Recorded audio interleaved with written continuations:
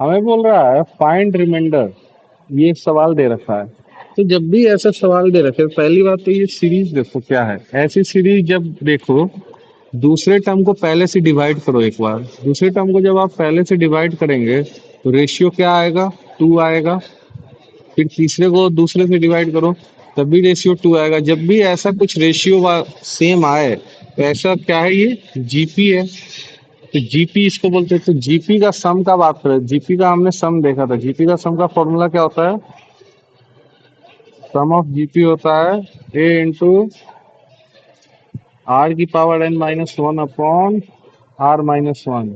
ए तो आपका क्या है, फर्स्ट टर्म 1 है तो 1, आर की पावर एन मतलब 2 की पावर कितने टोटल टर्म्स है, ये चल रहा है 1199 तक। तो एक टर्म ये भी है, मतलब 2 की power 2000 minus one upon 2 minus one. Date means ये क्या है, 2 की पावर 2000 माइनस वन, ये आया। इसको आपको चेक करना है डिवाइड करके, डिवाइडेड बाय 5। तो ये आप कैसे करेंगे भाई? तो क्या इसको मैं 2 की पावर 2000 को 2 की पावर 2 और उसकी पावर 1000 माइनस वन लिख सकता हूँ, डिवाइड बाय 5। क्यों? हमने देखा था, हम इसको 5 के आसपास लेके आ रहे थे। तो ये क्या लिखा हुआ है, 4 की पावर 1000 माइनस वन अपॉन 5। तो ये बेसिकली लिखा क्या हुआ है, 5 minus one raise to the power 1000 minus one. तो ये किस तरीके का चीज लिखा हुआ है, डिवाइड बाय 5।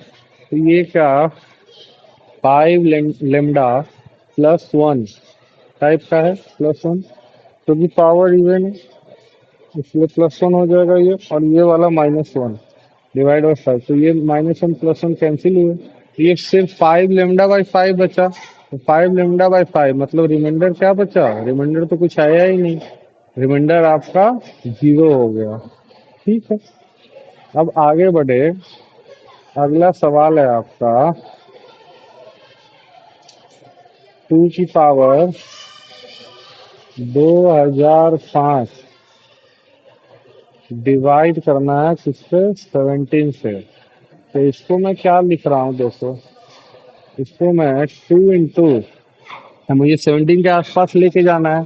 तो 2 एक मैंने बाहर निकाला, तो ये क्या बचा, 2 की पावर 2004 बचा क्या। अब इसका मैं क्या कर रहा हूँ, और ये डिवाइड बाय 17। अब मैं क्या कर रहा हूँ इसको, देखिए।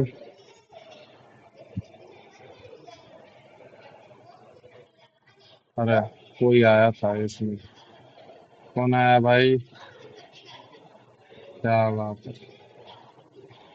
2 इंटू 2 की पावर 4 और उसकी पावर 501, ऐसे कर रहा हूँ मैं। क्यों ऐसे कर रहा हूँ, क्योंकि ये 17 के आसपास बनना चाहिए, तो वही मैं बना रहा हूँ। 2 into 17 minus one raised to the power 501 divide by 17।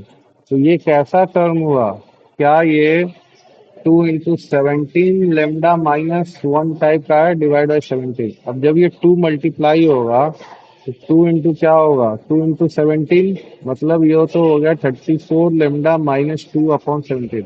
मैंने आपको क्या बताया था, जब भी इधर माइनस आए तो जिससे डिवाइड कर रहे हैं उसको 17 से माइनस हो, 17 माइनस टू कर दो।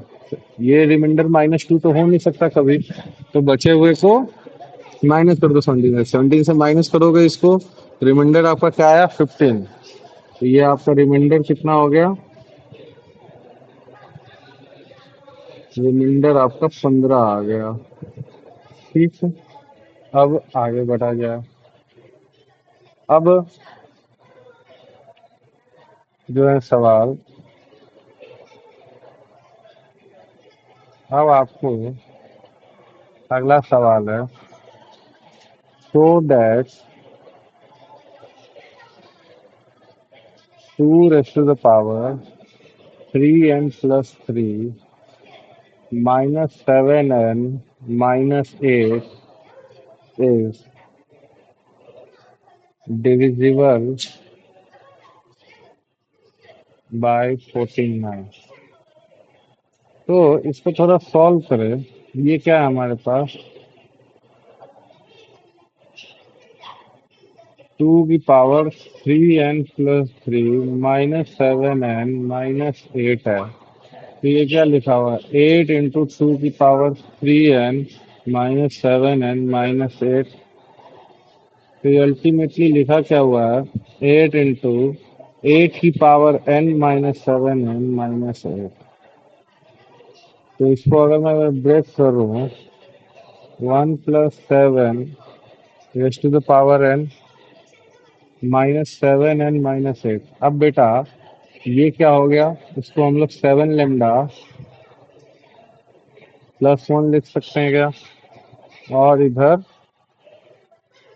नहीं तो अगर आपको समझाना हो, याद करवाऊं एक बार, तो ये लिखा क्या हुआ है?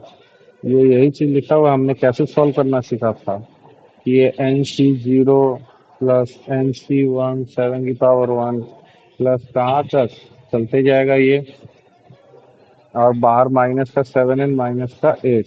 तो अल्टीमेटली ये लिखा क्या हुआ है आपके पास? हमें किससे देखना है? 49 से देखना है ना। तो जब ये 8 अंदर मल्टीप्लाई होगा, पहली बात तो ये लिखा क्या हुआ है? 1 + 7n + 7 स्क्वायर मतलब 49n इंटू जो भी आएगा n-1/2, और सो ऑन ऐसे चलते जाएगा, माइनस का 7n -8 ये है। अब ये मल्टीप्लाई हुआ तो ये क्या हो गया बेटा? 8 + 56n एंड प्लस ये जो 49। अब हमें 49 से डिविजिबिलिटी देखनी है आपको। तो ये 49 से डिविजिबिलिटी के लिए ये क्या होगा? यहाँ से जो भी टर्म आते जाएगा उसमें 49 के तो सारे टर्म्स होंगे। तो ये 49 × 8 n × n-1 प्लस आगे भी 49, उससे सारे टर्म डिविजिबल होंगे। और उसके बाद माइनस का 7n -8 हुआ, तो ये 8 कैंसिल हुआ। अब 56 - 7 कितना होता है? 49 होता है। ये 49n हुआ प्लस, और ये भी क्या हो गया? 49 × 8 × n × n-1 and so on ऐसे चलते जाएगा। तो यहाँ से आप अब देखेंगे तो सारे टर्म्स में 49 आएगा, तो सारे टर्म्स में 49 आएगा तो हम क्या लिखेंगे? Yes, it is divisible by 49। अब अगला सवाल क्या है आपका? अगला सवाल बोलता है find last 3 digit of 3 raised to the power 100।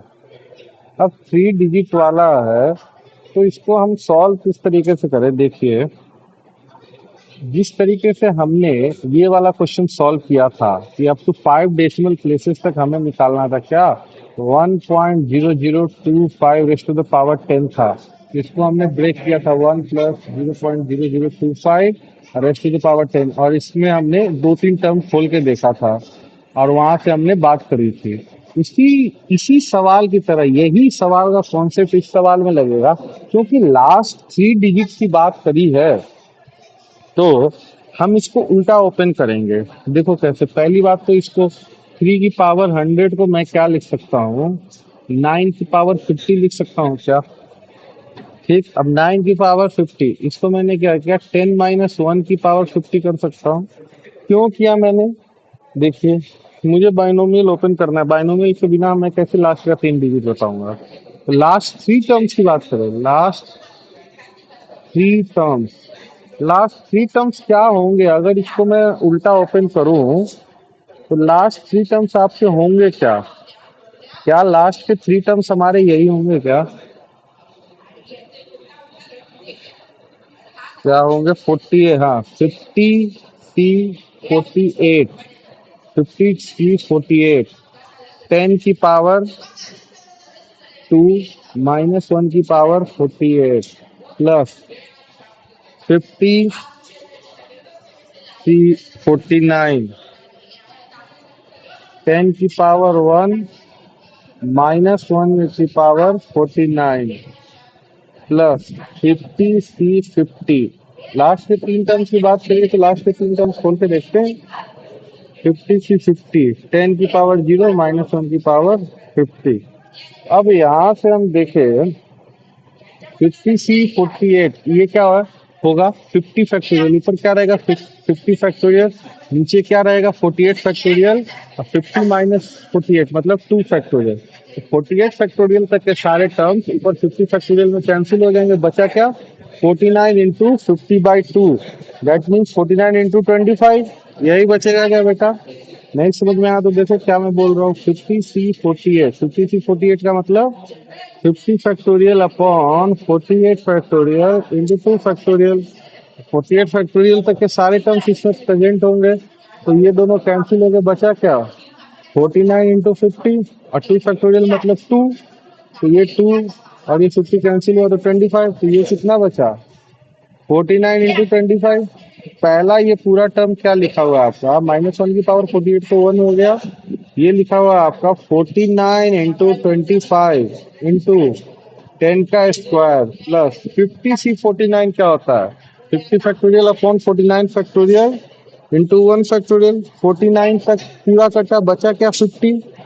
और ये क्योंकि -1 की पावर 49 है तो यहाँ पे माइनस साइन हो जाएगा, माइनस।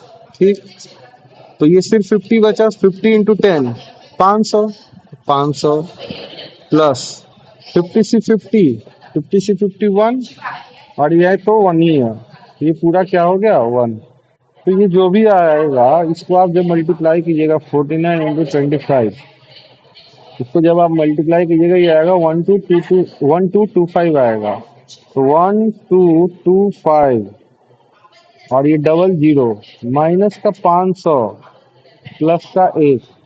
अब लास्ट टर्म की बात करी जाए, लास्ट टर्म की बात करी जाए, अब देखो अब क्यों मैंने लास्ट से यही तीन पकड़े, क्योंकि इसके आगे जो भी होगा टर्म उसमें पहले क्या चल रहा होगा? 10 का क्यूब होगा, इससे बड़ा 10 की पावर 4, मतलब पीछे तो जीरो जीरो लगते जाएगा। तो लास्ट की यही तीन टर्म के वजह से लास्ट के तीन टर्म प्रभावित होंगे, नहीं तो बाकी में तो और बड़ा बड़ा टर्म होते जाएगा, नीचे जीरो जीरो जीरो, पीछे जीरो जीरो लगेगा, फिर आगे कुछ भी आएगा। तो सिर्फ यही तीन की वजह से दिक्कतें होंगी, इन तीन को बस हम सॉल्व कर लेते हैं, आगे वाले जो आएंगे उससे हमें मतलब ही नहीं है, क्योंकि लास्ट का तीन टर्म पूछा है। तो ये क्या हो गया? इसमें से 500 घटा दो तो ये हो गया 1 2 2 डबल जीरो, बल्कि ट्रिपल जीरो, और इसमें +1 कर दो तो 1 2 2 डबल जीरो 1। तो लास्ट के तीन टर्म क्या आ गए? लास्ट के थ्री टर्म्स हुए आपके, लास्ट थ्री टर्म्स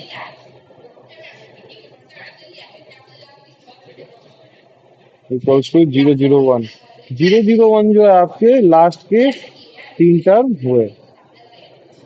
अब अगला सवाल है हमारा,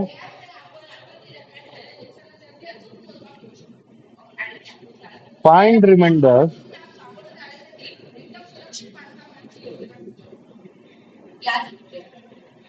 when 106 raised to the power 85 minus 85 raised to the power 106 plus 1 is divided by 7। अब देखिए पहले इसमें आपको करना क्या है, आपको इन दोनों को 7 के आसपास लेके आना है, क्योंकि 7 से हम डिवाइड कर रहे हैं ना, तो 7 का मल्टीपल में इसको ब्रेक करो। तो इसको मैं 106 को क्या लिख सकता हूँ? 105 plus 1 raise to the power 85, ये लिख सकते क्या बेटा? माइनस 85 को क्या लिख सकता हूँ? 84 plus 1 raise to the power 106 plus 1। ठीक, अब हमने इसको पढ़ा हुआ है, इसको हम कैसे सॉल्व करते हैं? इसको हम क्या लिख देंगे? 105 लेमडा प्लस 1 माइनस 84 म्यू, मतलब अब ये दूसरा मल्टीपल होगा, +1, और ये प्लस का 1, इसको आप किससे डिवाइड कर रहे हो? 7 से डिवाइड कर रहे हो। ठीक है, चलो अब ये ब्रैकेट खुला तो 105 लेमडा +1 माइनस 84 म्यू -1, ये 1 1 कैंसिल, प्लस का 1 रहा, डिवाइड बाई 7। तो ये बेसिकली आया क्या, 105 lambda minus 84 mu +1 divide by 7। अब ये दोनों जो है, ये पहला वाला 105 लेमडा, ये 105 से डिविजिबल है। अब 105 से डिविजिबल है तो 7 से भी डिविजिबल होगा। और ये 84 म्यू, ये जो है 84 से डिविजिबल है, तो 84 से है तो 7 से होगा। तो ये वाला पार्ट है क्या है अपना, 7 से डिविजिबल है, तो बचा हुआ ये पार्ट क्या होगा, रिमाइंडर होगा। तो रिमाइंडर आपका कितना आ गया, 1 आ गया। ठीक है, अब आगे बढ़ते हैं। अब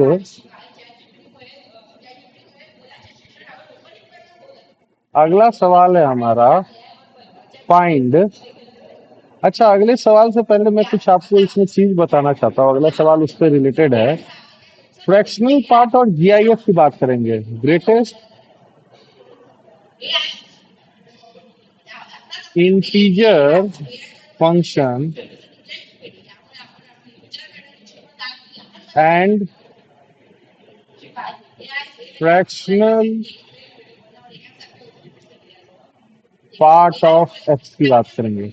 अब बेटा अगर कोई नंबर है, ये आप लोग फंक्शन पढ़े, अगर कोई नंबर एक्स है तो इसको हम लोग box x plus fractional part of x, ये क्या है आपका, greatest integer function.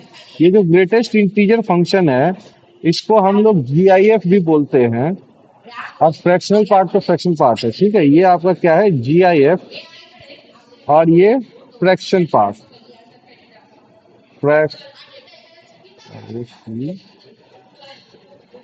Fractional part, ठीक है। ये बात हुई हमारी। अब मुद्दा क्या है, देखो ये दोनों कुछ बड़ी चीज नहीं है, छोटी चीज है। ज्यादा डिटेल में ग्राफ ग्राफ सर आपको उसमें जब फंक्शन पढ़ाएंगे तो पढ़ाएंगे। मुझे क्वेश्चन में यूज है तो उसकी बात करते हैं। फ्रैक्शन की बात करें, फ्रैक्शनल पार्ट ऑफ एक्स जो होता है, ये जो होता है आपका किसके बीच में होगा, 0 और 1 के बीच में रहेगा। 0 इंक्लूड रहेगा, 1 एक्सक्लूड रहेगा, ठीक है। मतलब अगर मैं बोल रहा हूँ 2.7 का फ्रैक्शनल पार्ट, 2.7 का फ्रैक्शनल पार्ट, तो ये क्या हो जाएगा बेटा, सीधे आप क्या बोलोगे, जो डेसिमल के बाद वाला टर्म है उसको आप बोल दोगे ये आपका फ्रैक्शनल पार्ट है। पॉजिटिव वाले नंबर के लिए, पॉजिटिव वाले नंबर के लिए हम बात करें, अब इसमें भी दो पार्ट आता है, पॉजिटिव नंबर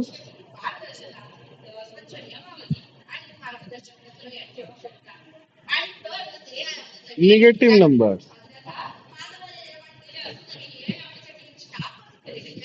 पॉजिटिव नंबर के लिए फ्रैक्शनल पार्ट की बात करी जाए, जैसे कि फ्रैक्शनल पार्ट ऑफ 2.7 लिखा, तो ये आप क्या बोल दोगे, जो भी डेसिमल के बाद लिखा है 0.7। मान लो 11.9 लिखा तो 0.9। अब निगेटिव नंबर की बात करें, अब यहीं पे निगेटिव में -2.7 आ जाता, सेम एग्जाम्पल लेके समझो। तब बेटा फ्रैक्शन कभी भी निगेटिव नहीं हो सकता है, तो निगेटिव नंबर का फ्रैक्शन पार्ट क्या हो जाएगा कि आप क्या कर दो, 1 - 0.7 कर दो। एक में से इसका जो है ना डेसिमल वाला पार्ट -0.7 वो घटाओगे तो क्या बचेगा, 0.3 बचेगा। सिमिलरली इसका एग्जांपल है माइनस का 11.9, ये क्या होगा, 1 - 0.9 दैट इज 0.1। निगेटिव वाले में आपको ये करना है। अब बात करते हैं हम लोग जीआईएफ की। जीआईएफ, इसको हम लोग बॉक्स के तरह रिप्रेजेंट करते हैं। बॉक्स में कुछ लिखेंगे तो डॉट ऐसे लगा देते हैं इन जनरल के लिए, ठीक है। तो बॉक्स ऑफ एक्स की बात करें तो इसमें भी पॉजिटिव नंबर की बात होती है, पॉजिटिव नंबर, निगेटिव नंबर।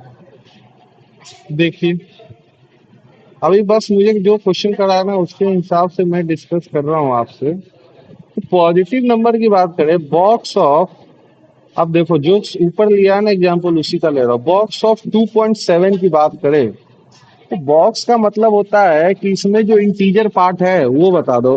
अब तो डेसिमल फ्रैक्शन पार्ट तो 0.7 था, इंटीजर मतलब पॉजिटिव नंबर में जस्ट इससे पहले वाला डेसिमल से जस्ट पहले क्या 2, इसका बॉक्स 2 देगा। बॉक्स ऑफ 11.9, इसका बॉक्स 11 देगा, ठीक। बॉक्स ऑफ क्या कहते हैं 21.736 जो भी हो, उससे फर्क तो नहीं पड़ता है। डेसिमल से पहले क्या है 21 तो 21 देगा, ठीक है। अब बात करें निगेटिव नंबर, सेम एग्जाम्पल लेते हैं, माइनस का 2.7। अब इसमें क्या है, इससे जस्ट छोटा इंटीजर कौन सा है? बॉक्स का मतलब होता है इस फ्रैक्शन से, सॉरी ये जो भी डेसिमल वाला है, अच्छा कोई इंटीजर आ जाए, इंटीजर आ जाए, मान लो कि बॉक्स ऑफ 200 होता, तो इसका तो ये 200 ही देता, ठीक है। तो बॉक्स का मतलब होता है ये जो आपके पास जो भी नंबर दिया हुआ है डेसिमल में, डेसिमल में अगर इंटीजर दिया हुआ है तो इंटीजर का बॉक्स तो इंटीजर ही देगा। लेकिन डेसिमल में कोई नंबर दिया हुआ है तो उस डेसिमल से जस्ट एक छोटा इंटीजर, चाहे पॉजिटिव नंबर लो या नेगेटिव नंबर लो, दोनों में कॉन्सेप्ट सेम ही है। इससे जस्ट एक छोटा इंटीजर क्या होगा, 2.7 से 2 होगा तो 2। 11.9 से जस्ट एक छोटा नंबर क्या होगा, इंटीजर 11 होगा तो 11। 21.736 से जस्ट एक छोटा इंटीजर क्या होगा, 21 होगा क्या, तो 21। तो उसी तरीके से यहाँ भी देखो, -2.7, -2.7 से जस्ट एक छोटा इंटीजर क्या होगा, -3 होगा क्या, तो -3। माइनस का 11.9, इससे जस्ट एक छोटा इंटीजर क्या होगा, माइनस का 12 होगा क्या, तो माइनस का 12। माइनस का 21.736, इससे जस्ट एक छोटा इंटीजर क्या होगा, माइनस का 22 होगा क्या, माइनस का 22। अब कोई निगेटिव नंबर रहता, माइनस का 200 ही ले लो, तो माइनस का 200 का बॉक्स तो माइनस का 200 ही रहेगा, ठीक है। तो अगर कोई इंटीजर रहे तो उसमें दिक्कत नहीं है। अब इसी में फ्रैक्शन पार्ट में भी बात कर लेते हैं। अगर फ्रैक्शनल पार्ट ऑफ कोई इंटीजर रहा, मान लो फ्रैक्शनल पार्ट ऑफ यही 200 रहा, तो 200 में तो कुछ फ्रैक्शनल पार्ट है ही नहीं, तो जीरो हो जाएगा। और उसी तरीके से यहाँ पर भी फ्रैक्शनल पार्ट ऑफ -200 रहा, तो इसमें भी नहीं है कुछ, तो ये भी जीरो हो जाएगा। बात समझ में आई आपको? तो अब क्वेश्चन पे आते हैं। मेरा क्वेश्चन क्या बोल रहा है, मुझे एक क्वेश्चन कराना था, इसलिए मैंने थोड़ा सा इंट्रोड्यूस किया आपको। फाइंड, सवाल बोल रहा है फाइंड फ्रैक्शनल पार्ट ऑफ 3 की पावर 2n/8, ठीक, sorry, find fractional part of 3 की पावर 2n/8, जहां इसका मतलब ही आपका क्या है, फ्रैक्शनल पार्ट, फ्रैक्शनल पार्ट, ठीक है। तो बेटा फ्रैक्शनल पार्ट का मतलब हमने क्या देखा,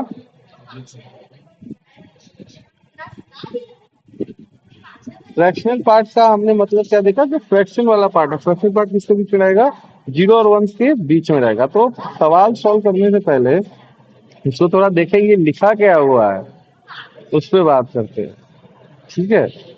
तो क्या इसको मैं फ्रैक्शन पार्ट ऑफ 3 की पावर 2n/8 जो भी है, क्या इसको मैं मतलब डिवाइड बाई 8, क्या मैं इसको ऐसे पढ़ सकता हूँ क्या, 9 की पावर n/8।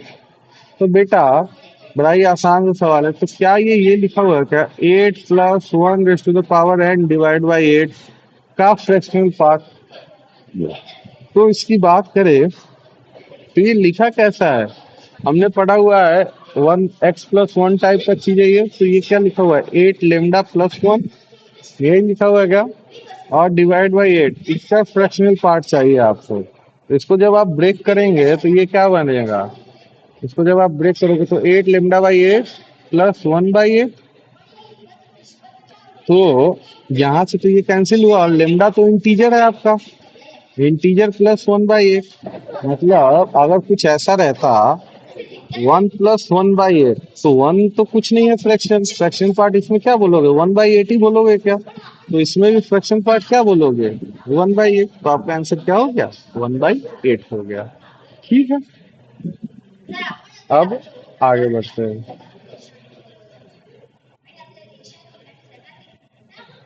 अब अगला टॉपिक है हमारा number of rational terms.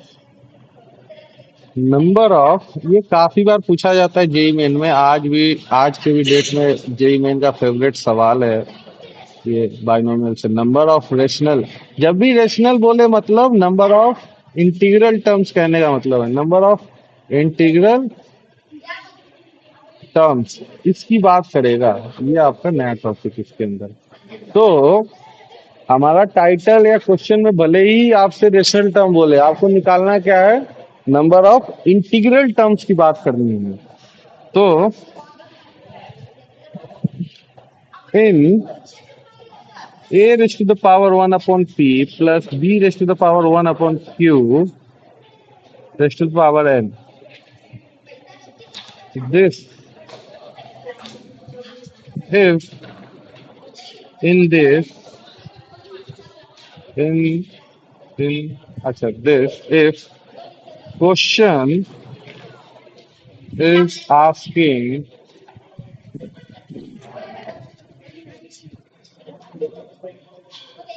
about number of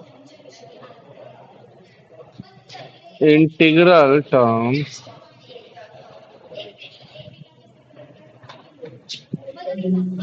then पहला क्या है काम करना है आपको, स्टेप्स लिख रहा हूं।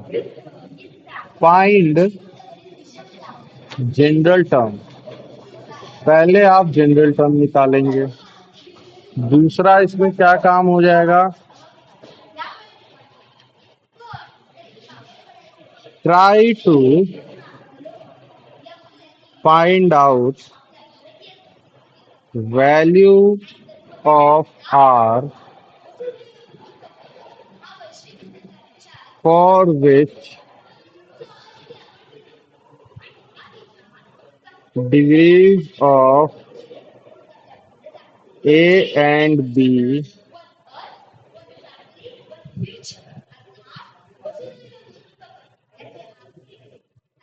gives us integer value। मतलब रेशनल टर्म्स का तो मतलब यही होगा ना भाई, कि ये जो भी पावर है, ये p है, p कट कुटा जाए, आपको ये इंटीजर बन जाए, तभी ये जो है a जो है आपका रेशनल बनेगा। या मैं ये बोलूं b की जो भी पावर लिखी है, पावर कट कुटा के b q जो है कट कुटा जाए, कुछ इंटीजर आ जाए, तभी रेशनल बनेगा। तो वही लिखा है कि a और b का जो पावर जो है, उसको भाई ऐसा बनाओ कि a और b इंटीजर दे दे। r की वैल्यू ऐसी लो, find out that value of r, जिससे क्या हो जाए, a और b हमारे पास क्या आ जाए, इंटीजर आ जाए। ये बात है, ठीक है। तो इसके लिए करना क्या है, करना ये है आपको, इसमें थर्ड स्टेप है, it gives us two APs, we try to find out common AP, common AP निकालने का हम लोग कोशिश करेंगे। तो स्टेप्स लिख रहा हूं, सवाल करके भी आपको समझाऊंगा। चौथा क्या है, number of terms in common AP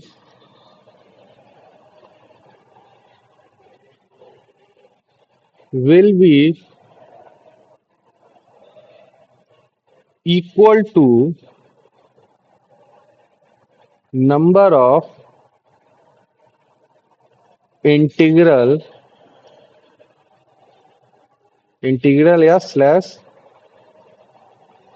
rational term. मतलब आपके पास कुछ इस तरीके का कुछ भी लिखा हो, a+1 की पावर p प्लस b की पावर 1/q और उसकी पावर n है। तो एग्जाम्पल के तौर पे हम लोग क्वेश्चन करते हैं, उससे और अच्छे से समझ में आएगा।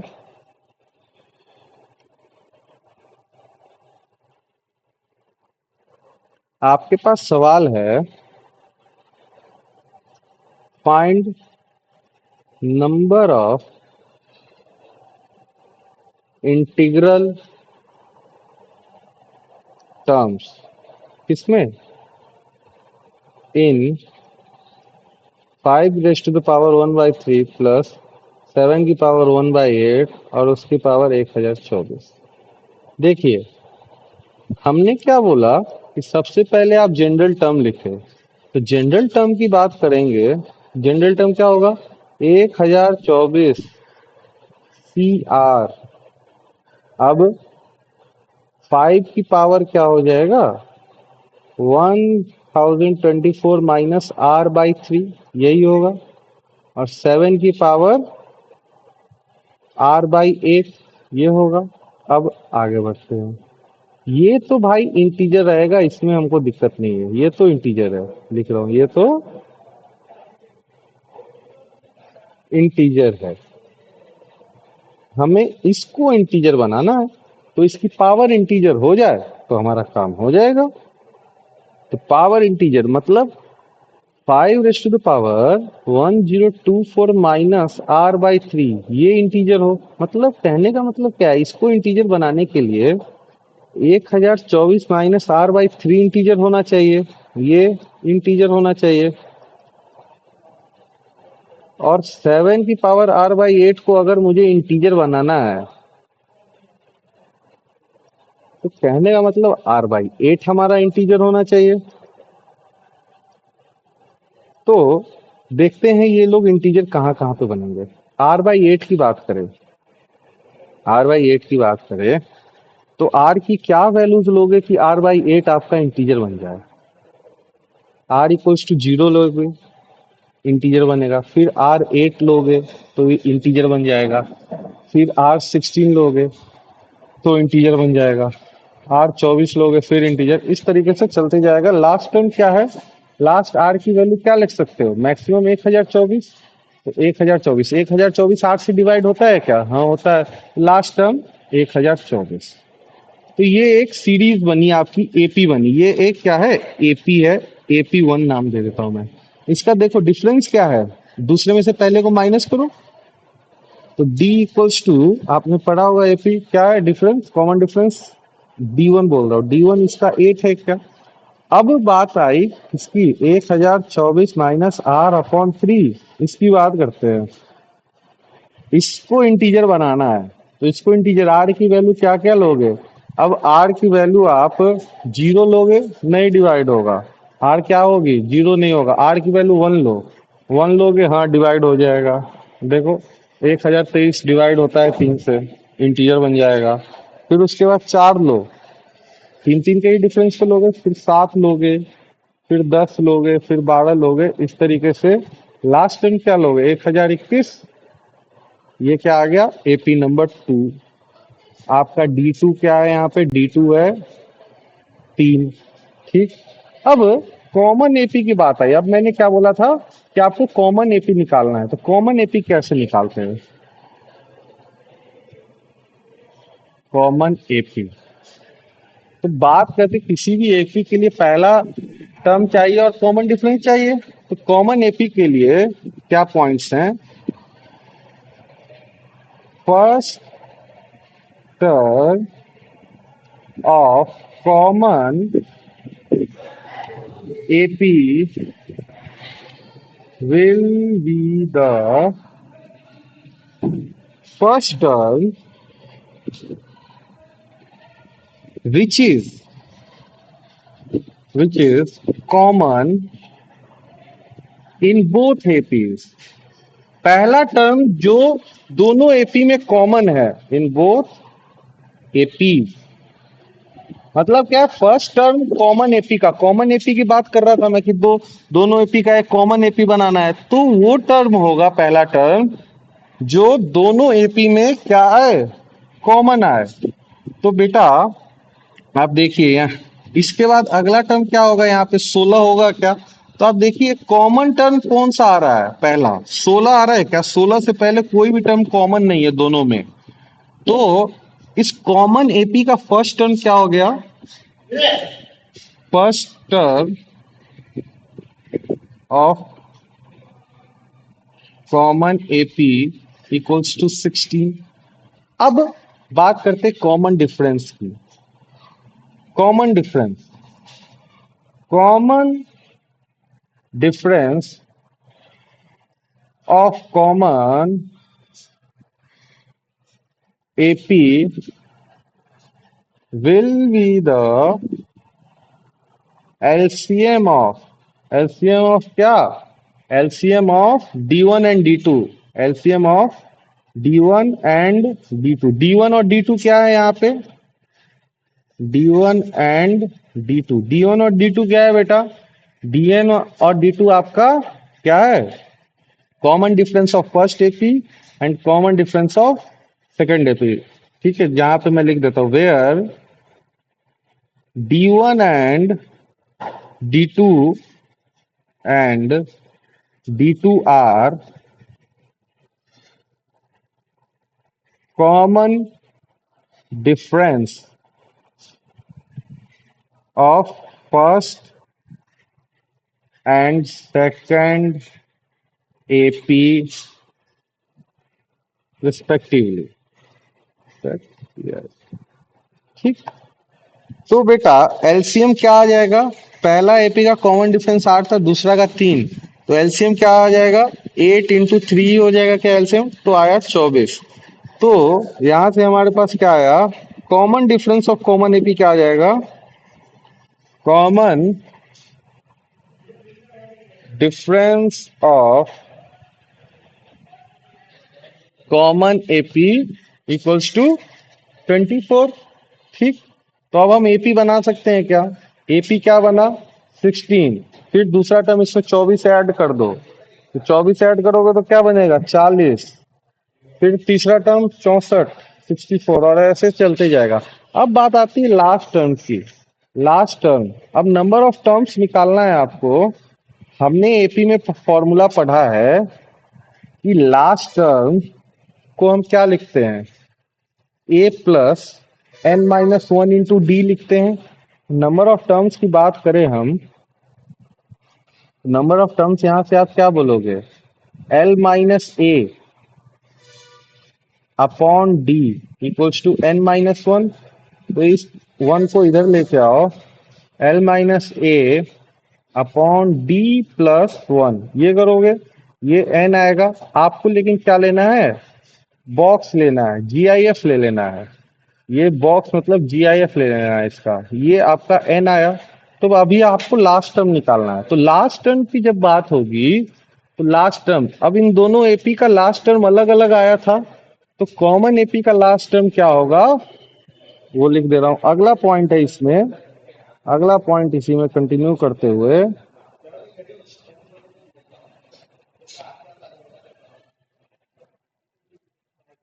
Last term of common AP will be, will be कौन सा लास्ट टर्म होगा? आपको कंसीडर करना है। एग्जैक्ट हमें नहीं पता, हम कंसीडर कर रहे हैं। इन दोनों में से जो छोटा टर्म है, इन दोनों में छोटा कौन सा है भाई? 1021 है, तो इनको आपको लास्ट टर्म कंसीडर करना है। ठीक है, तो last term of common AP, नहीं, कंसीडर, मैं ये लिख रहा हूं, consider last term of common AP, consider last term of common AP, consider करोगे last term of common AP किसको? किसको कंसीडर करोगे? Smallest last term from both APs, smallest last term from both two APs, smallest last term from both two APs. दोनों APs में से जो छोटा last term है उसको कंसीडर करोगे। तो यहाँ पे last term L equals to क्या आपने कंसीडर किया? 1021 कंसीडर किया। अब हमारे पास हमें एन निकालना है, तो एन का फॉर्मूला हो गया, अभी हमने ऊपर देखा, एल माइनस ए। एल, एल मतलब 1021 माइनस ए कितना था? पहला टर्म 16 आया था क्या? 16 अपॉन डी, डी कितना था? 24। इसका बॉक्स प्लस 1, यही था क्या? तो ये कितना हो गया भाई? ये कितना हो गया आपका? 1021 माइनस 16, तो डिवाइड बाई 24, तो ये आप करोगे तो ये आपके पास आएगा लगभग 41.87। ठीक है, और +1 तो 41 का बॉक्स तो 41.87 का बॉक्स 41 देगा, तो 41 + 1 दैट मीन्स 42। ठीक है, n इक्वल्स टू 42। जो जो ये 42 आया है, यही क्या हम निकाल क्या रहे थे? Number of integral terms, number of integral terms देख रहे थे हम लोग। तो ये जो 42 आया है, यही आपके क्या होंगे? 42 इंटीग्रल टर्म्स होंगे। तो नंबर ऑफ इंटीग्रल टर्म्स कितने हुए? Number of integral terms equals to 42। ये बात हुई। अब इसी पे एक और सवाल कर लेते हैं हम लोग फटाक से। अगला सवाल है आपका, नंबर ऑफ इंटीग्रल टर्म्स की बात करेंगे। इंटीग्रल टर्म्स इन किसमें आपको चाहिए? 5 ⁻² प्लस 7 ⁻⁴ और उसकी पावर 1024। ठीक है, तो सबसे पहले हमारा काम क्या है? जनरल टर्म लिखना। तो TR+1 लिख दो फटाक से। तो 1024 CR, 7 की पावर R/8, 5 की पावर 1024 -R/2। ठीक है, अब हम क्या करेंगे? अब हम R/8 देखेंगे इंटीजर कहाँ कहाँ बनेगा। तो ये 0 पे बनेगा, ये 8 पे बनेगा, फिर 16, और लास्ट टर्म कैसे कहाँ तक जाएगी? 1024 तक जाएगी। बहुत बढ़िया बात है। अब हम क्या देखेंगे? अब हम देखेंगे कि 1024 -R/2 कहाँ कहाँ पे इंटीजर बन रहा है। तो हम वैल्यू पुट किए तो 0 पे भी बनेगा, फिर 2 पे बनेगा, 4 पे बनेगा। और क्योंकि लास्ट टर्म देखो किस पे डिवाइड हो रहा है, ये 1024 डालोगे तो मामला चल जाएगा। तो लास्ट टर्म इसका 1024 है। तो ये वाला तो मजेदार हो गया। कॉमन एपी में ज्यादा दिक्कत नहीं आएगी। क्यों नहीं दिक्कत आएगी? अब कॉमन एपी की बात करें, कॉमन एपी की बात करें तो फर्स्ट टर्म तो देखो 0 0 ही आ गए। दोनों में पहला टर्म जो सेम है तो वो पहला ही टर्म है। तो फर्स्ट टर्म तो कॉमन एपी का 0 हो गया। तो first term of common AP equals to 0। Last term देखो दोनों का सेम है तो छोटा चाहिए था, लेकिन जब सेम हो तब तो सेम ही होगा। तो एल की बात करें तो 1024। अब कॉमन डिफरेंस की बात करें तो डी क्या होगा? D equals to LCM of 8 and 2। 8 और 2 का एलसीएम ले लो तो 2 और 8, 2 1 4। तो 8 और 2 का एलसीएम कितना हो गया? 8 ही हुआ क्या? 8 आया तो डी कितना हो गया? 8 हो गया। ठीक, तो एपी आपकी क्या बनी? 0, 8, 16, 24 और लास्ट टर्म 1024। तो एन की बात करें, एन क्या होता है? N equals to box of L-A/D+1। वो देखने में बड़ा लग रहा था पिछले क्वेश्चन में, क्योंकि समझाना था। अब देखो कितना सा खटाखट हो गया। लास्ट टर्म 1024 -0 पहला टर्म अपॉन डी 8+1। 1024 8 से डिवाइड हो जाएगा कितनी बार में? 128 बार में। 128 + 1 टोटल कितने हो गए? 129। एन इक्वल्स टू 129, मतलब नंबर ऑफ इंटीग्रल टर्म्स कितने हो गए? नंबर ऑफ इंटीग्रल टर्म्स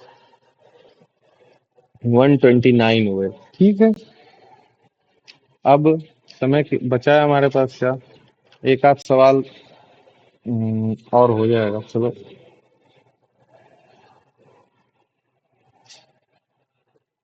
अब अगला है टॉपिक इसी में। नंबर ऑफ इंटीग्रल टर्म्स आपने देखा। एक्सप्रेसिंग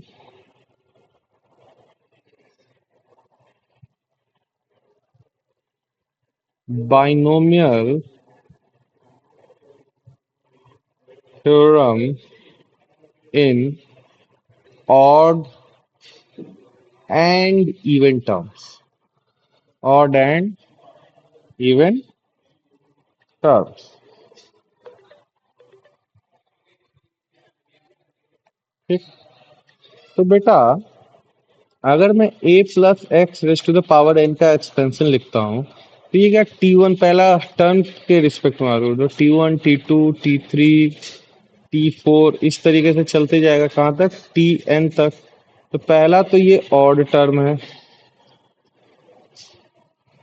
फिर ये इवन है, फिर ये ऑड है, फिर ये इवन है, इस तरीके से आगे बढ़ते जाएगा। और यहीं पे a minus x raise to the power n का एक्सपेंशन लिखूं मैं, तो ये पहला टर्म ऑड वाला रहेगा, ये पॉजिटिव खुलेगा। दूसरा टर्म निगेटिव खुलेगा, क्यों? क्योंकि माइनस वन की पावर क्या हो जाएगा, वन हो जाएगा T2 में। फिर ऑड वाला पॉजिटिव, फिर इवन वाला निगेटिव, और ऐसे चलते जाएगा प्लस माइनस वन की पावर n Tn। अब मैं क्या बोल रहा हूं, मैंने कंसीडर किया क्या, let odd terms as A मान लो, इवन टर्म्स एज बी मान लो। अब देखो, a plus x raise to the power n आया आपके पास, T1 plus T2 plus T3, और ऐसे कहाँ तक, Tn तक। a minus x raise to the power n हुआ T1 minus T2 plus T3 minus T4, and कहाँ तक, माइनस वन की पावर n Tn। ये एक्सटेंड कर देता हूँ, हाँ Tn, यहाँ T4। ठीक है। अब दोनों को मैं क्या कर दूं, ऐड कर दूं, दोनों को ऐड कर रहा हूं पहले। तो a प्लस एक्स की power n plus a minus x की पावर n ऐड करोगे तो क्या होगा भाई, इवन वाले टर्म्स कटेंगे, तो टू टाइम्स ऑफ a बचेगा, that means two times of odd terms बचा, ऑड टर्म्स। तो बेसिकली ये आया क्या आपके पास, ये आपके पास two times of T1 plus T3 plus T5, ये सब चल रहा है। ठीक है। अब इसी को अगर मैं सब्ट्रैक्ट कर दूं, a plus x raise to the power n minus a minus x raise to the power n, subtract कर दूं, तो सब्ट्रैक्ट करूंगा तो ऑड वाले टर्म्स कट जाएंगे और इवन वाले ऐड हो जाएंगे, टू भी। ये क्या होगा, to times of even terms हुआ क्या। ठीक।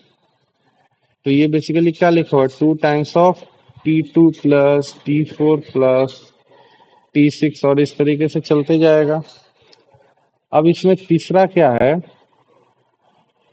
अगर मैं a square minus x square raise to the power n लिखता हूँ, तो ये बेसिकली लिखा क्या हुआ है, ए प्लस एक्स, ये क्या है, a square minus b square type, तो a plus x raise to the power n, a minus x raise to the power n, इस तरीके से खुलेगा क्या।